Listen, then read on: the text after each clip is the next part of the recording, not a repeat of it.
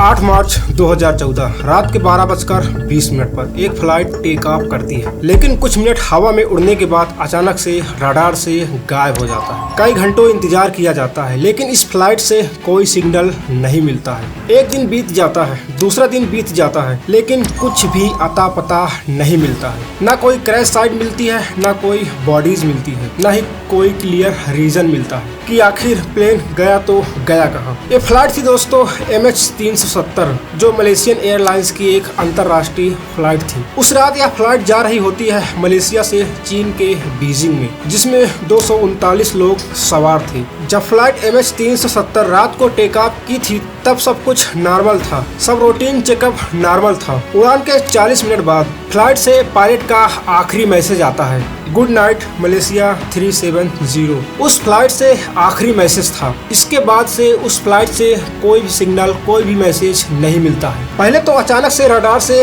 गायब हो जाता है, लेकिन ट्विस्ट तब आता है जब उस रात एक मिलिट्री रडार ने इस फ्लाइट को अपने रडार में कैच किया था। उस रडार की बात माने तो अगर यह फ्लाइट चीन के डायरेक्शन में नहीं, बल्कि अंडमान निकोबार की डायरेक्शन में जा रहा होता है, फिर वहीं से इंडियन ओशियन की तरफ जाने लगता है और तब तक आगे बढ़ता रहता है जब तक यह फ्लाइट क्रैश नहीं हो जाती। लेकिन यह फ्लाइट कहां पर क्रैश की, कहां पर डूब गई समुद्र में, इसका कोई ट्रेस नहीं मिलता है, ना ही किसी रडार से, ना ही किसी सैटेलाइट से। इसलिए दोस्तों इस फ्लाइट को ढूंढने के लिए हिस्ट्री का सबसे बड़ा सर्च ऑपरेशन किया जाता है। बिलियंस ऑफ डॉलर खर्च किए जाते हैं। कई सारे देश, चीन, ऑस्ट्रेलिया, जापान, अमेरिका शामिल होते हैं। सैटेलाइट का सहारा लिया जाता है। कई सारे बड़े बड़े समुद्री जहाजों का सहारा लिया जाता है। इंडियन ओशियन को हजारों किलोमीटर तक सर्च किया जाता है। समुद्र के अंदर 3D मैपिंग किया जाता है, लेकिन कुछ भी हाथ नहीं लगता है। फ्लाइट MH370 को आज गायब हुए 12 साल बीत चुके हैं, लेकिन फिर भी आज भी सर्च ऑपरेशन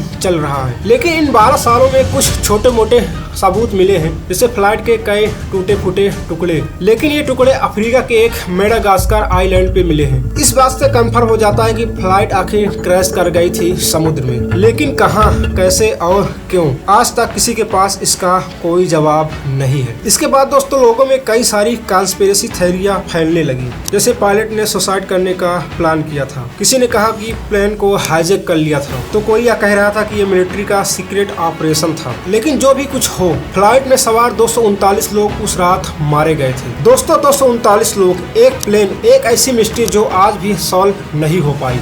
MH370 एक एक्सीडेंट नहीं, बल्कि एक सवाल है जो आज भी दुनिया से जवाब मांग रहा है। दोस्तों आपको क्या लगता है, इसके पीछे कहीं कोई और ही सच छुपा हुआ है?